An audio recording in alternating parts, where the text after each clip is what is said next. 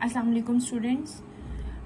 Past paper 2024 का हम MCQs number 51 start कर रहे हैं। इस वीडियो में आपके ये 100 एमसीक्यूज़ क्लियर होंगे। लास्ट वीडियोस में हमारे 2022 एंड 23 का पास्ट पेपर हमने कवर किया है। स्टूडेंट्स, ये बहुत इंपॉर्टेंट आपके पास्ट पेपर्स होते हैं।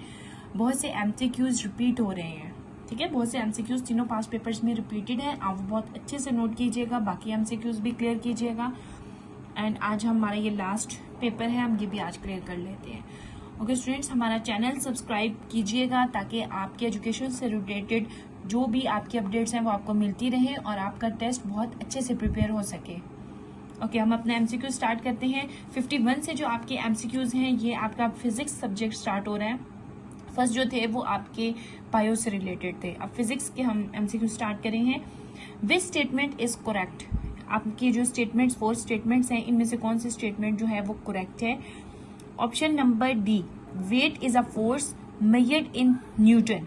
ठीक है, जो आपका वेट होता है वो फोर्स जो है वो आपकी weight is a force. Weight जो है वो एक फोर्स होती है और इसका फोर्स का यूनिट क्या होता है? फोर्स का यूनिट न्यूटन होता है। ठीक है, newton is equal to W is equal to, देखिए वेट है ना, वेट क्या है? फोर्स है। W is equal to mg और इसका यूनिट जो होता है वो फोर्स का वो न्यूटन कैपिटल N होता है। A small steel ball is dropped from a low balcony ignoring air resistance. Which statement describe its motion? Option number A, it's fall with constant acceleration. ठीक है, एक स्टील बॉल जो है वो drop की गई है बॉटनी पे नीचे की तरफ और वो क्या करी है? इग्नोर करी है एयर रेजिस्टेंस को। कौन सी स्टेटमेंट जो है वो आपकी डिस्क्राइब करिए इसकी मोशन को? Option number 1, it falls with constant acceleration, ये आपका करेक्ट ऑप्शन है। Next one is which statements about the mass of a falling object is correct? Option number D, it says the same as the object falls, ये आपका correct option है, option number D. Next one is below are 4 statements about the effects of forces and object, 3 of the statements correct, which statement is incorrect? आपकी कौन सी statement जो है वो incorrect है? The effects of forces on object, क्या क्या effect हो रहा है? Option number B, force can change the mass of the object, force जो है वो ऑब्जेक्ट का मास चेंज नहीं करती, ये आपका इनकरेक्ट ऑप्शन है। फोर्स ऑब्जेक्ट का मास चेंज नहीं करती। आपके जो करेक्ट है, फोर्स ऑब्जेक्ट की लेंथ को चेंज कर सकती है, शेप को चेंज कर सकती है और स्पीड को चेंज कर सकती है। आप कोई फोर्स अप्लाई करें तो ऑब्जेक्ट की स्पीड चेंज हो जाएगी। ठीक है, कम या ज्यादा आप कर सकते हैं फोर्स अप्लाई के बाद, शेप भी चेंज कर सकते हैं, लेंथ भी चेंज कर सकते हैं, बट आप किसी भी ऑब्जेक्ट का मास चेंज नहीं कर सकते फोर्स अप्लाई करने के बाद। Next option is a train has a length of 50 kilometer. A car takes 30 minutes to travel between the two stations. एक ट्रेन की जो लेंथ है वो 54 किलोमीटर है। एक कार जो है वो 30 मिनट्स ले रही है, ट्रैवल कर रही है किन के? 2 स्टेशन के दरमियान में, एक स्टेशन से दूसरे स्टेशन तक गई है। What is the average speed of the car? आपने कार की एवरेज स्पीड फाइंड करनी है। आपका है ऑप्शंस में है 60 किलोमीटर, 108, 90 एंड 12। आपका ऑप्शन नंबर 108 जो है वो करेक्ट ऑप्शन है। कैसे आपका करेक्ट है? आपका देखिए 54 किलोमीटर जो है वो 30 मिनट में उसने कवर किया है। आपने इसको आवर्स में चेंज कर दिया है बिकॉज क्योंकि आपके जितने भी ऑप्शंस हैं वो आवर्स में है, तो मिनट को भी आपने भी आवर्स में चेंज करना है। आपने स्पीड फाइंड करनी है, तो स्पीड का हमारा फार्मूला होता है distance divided by time. Distance आपका था 54 गिवन था एंड टाइम आपने जो आवर्स में कन्वर्ट किया था स्टूडेंट्स वो आपका 0.5 था। आपने दोनों को डिवाइड किया तो आपका आंसर आ गया 108 kilometre per hour.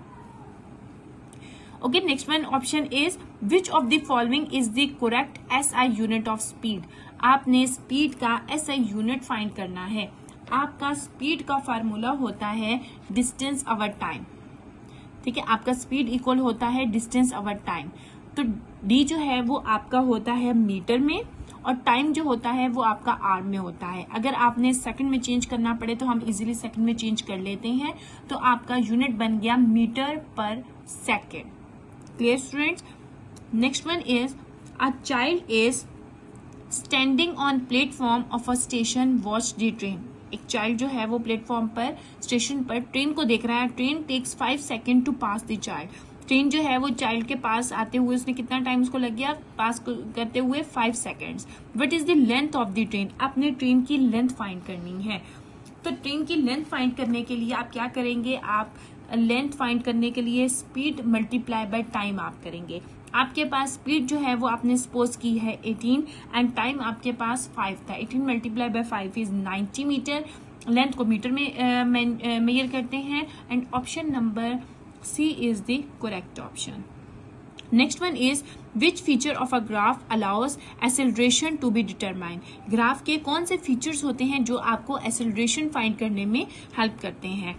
Option number D the slope of a velocity time graph.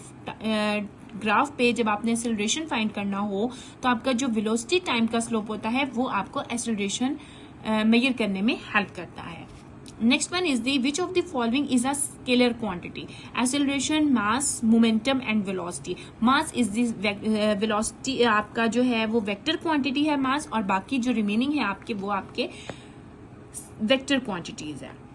Which of the following groups of physical quantities consist only of vectors. ये जो आपको फिजिकल क्वांटिटीज दी गई हैं ग्रुप में दी गई हैं, इनमें से कौन सा ग्रुप ऐसा है जो वेक्टर्स में है. Option A acceleration, force and velocity. ये तीनों आपकी वेक्टर्स क्वांटिटी हैं, तो ये group option number A is the correct option. Next जो अब आपके एमसीक्यू 61 से स्टार्ट हो रहे हैं स्टूडेंट्स, वो आपके इंग्लिश से रिलेटेड है. Find out the choices which is opposite in direction. आपका वर्ड है ऑकवर्ड. ऑकवर्ड का आपने ऑपोजिट बताना है. Awkward means lacking of skill.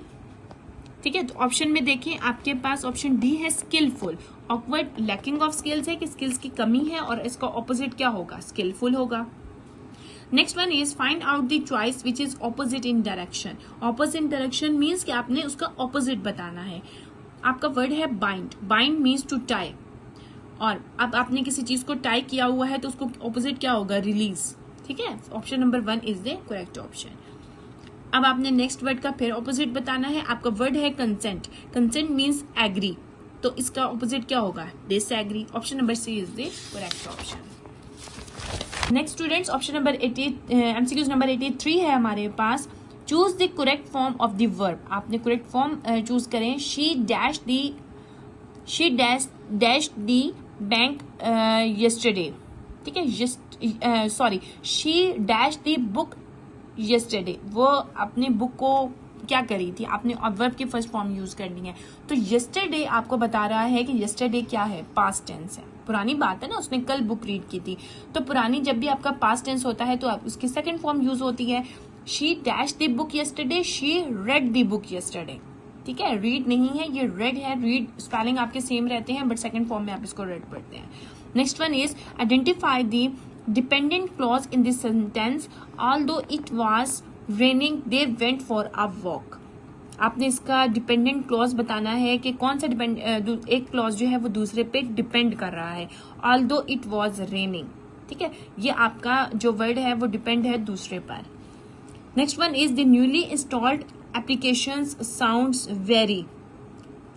आपको वर्ड्स देखिए, इंटरेस्टेड, इंटरेस्टिंगली, इंटरेस्टिंग. तो option D is the interesting. The newly installed application sounds very interesting. Option D is the correct option. Next जो अब आपके स्टूडेंट्स 86 to 100 आपके MCQs चल रहे हैं, वो आपके Islamic studies and Pakistan studies से रिलेटेड हैं. बहुत ईजी है आपके, और इसमें भी बहुत से एमसीक्यूज आपके रिपीटेड हैं जो आपके पहले 5 पेपर से रिपीट हो रहे हैं आपके यहाँ पर भी. When did India invade east Bengal. India ने मशरकी बंगाल पर कब हमला किया था, 1971. ठीक है, इंडिया ने ईस्ट बंगाल पर 1971 पर हमला किया था. Option C is the correct option. When was the all India national congress made. Indian national congress कब बनी थी, 1885 में. MCQs option number C is the correct option. The longest river in Pakistan. ये आपका पास्ट पेपर्स, पहले के जो papers थे उनमें भी आपका आया था, एमसीक्यूज था. आपका जो लॉन्गेस्ट रिवर है पाकिस्तान में वो इंडस रिवर है. ठीक है, वो इंडस रिवर है, बट आपके ऑप्शंस में इंडस रिवर का ऑप्शन नहीं है. आपके इन ऑप्शंस के अकॉर्डिंग आपका जो रिवर चनाब है वो आपका लॉन्गेस्ट रिवर है. Option number C is the correct option. Who was the second governor general of Pakistan? Second governor general आपके ख्वाजा नाजमुद्दीन थे पाकिस्तान के, ठीक है। The city is called Madina ul Auliya, ये भी आपका लास्ट उसमें एमसीक्यूज था कि कौन से सिटी को मदीना उल औलिया का शहर कहा जाता है? मुल्तान, क्योंकि इस शहर में बहुत से मशहूर जो औलिया कराम थे वो मौजूद थे। Next is lake Saiful Muluk is located in, जो आपकी सैफुल मुलूक झील है वो कहाँ पर मौजूद है? वो कागान वैली में लोकेटेड है। पाकिस्तान ऑप्शन नंबर 92 है। Pakistan first cabinet consisted of dash members, जो पाकिस्तान की फर्स्ट कैबिनेट बनाई गई थी उसमें कितने मेंबर्स थे? उसमें 7 मेंबर्स रखे गए थे, शामिल थे। What was the name of first prime minister of Pakistan? First prime minister Liaquat Ali Khan, Pakistan के first prime minister Liaquat Ali Khan. Option number B is the correct option. Ajrak is the culture of dash province, Ajrak का जो डिजाइन होता है, जो स्टाइल होता है, वो कौन से प्रोविंस का कल्चर है जो हमें पहचाना जाता है कि ये इस प्रोविंस का है? सिंध का ये बहुत मशहूर कल्चर है, अजरक की चादर और ड्रेसेस उनके होते हैं। व्हेन डिड जनरल ज़ियाउल हक became the chief of army staff? Ziaul हक जो थे वो कब चीफ ऑफ आर्मी स्टाफ बने थे? 1976 में, और 1977 से 88 तक उन्होंने काम किया था। मुल्तान मोहम्मद बिन कासिम कॉन्गेट मुल्तान इन, मोहम्मद बिन कासिम ने मुल्तान कब फतह किया था? 712, ठीक है, 701 AD में। Which is the last heavenly book, सबसे आखिरी किताब का नाम? कुरान पाक। Option number C is the correct option. He saved holy book in the world is, सबसे जो कुरान किताब जो है वो पूरी दुनिया में जो सेफेस्ट है वो है कुरान पाक। Option number A is the correct option. Who was the first profit in the world? First profit कौन से हैं? हजरत आदम अलैहिस्सलाम। Who was the last profit in the world? आप सब स्टूडेंट्स को पता होगा, हजरत मोहम्मद सल्लल्लाहु अलैहि वसल्लम is the last profit in the world. आपके एमसीक्यूज 100 यहाँ पर कंप्लीट हो गए हैं। आपके पास पेपर 2022, 23 एंड 24 हमने अपनी वीडियोस में कवर कर लिए हैं। बाकी की जो भी इंपॉर्टेंट टॉपिक्स होंगे और आपके टेस्ट से रिलेटेड, आपके सिलेबस से रिलेटेड जो भी इंपॉर्टेंट चीजें होंगी वो हम कवर करेंगे। आप हमारे चैनल को सब्सक्राइब करें ताकि जो भी मेरी वीडियोस हो मैं आप लोगों को टेस्ट की प्रिपरेशन करवाऊं वो आपको मिलती रहे। Okay, thank you so much students.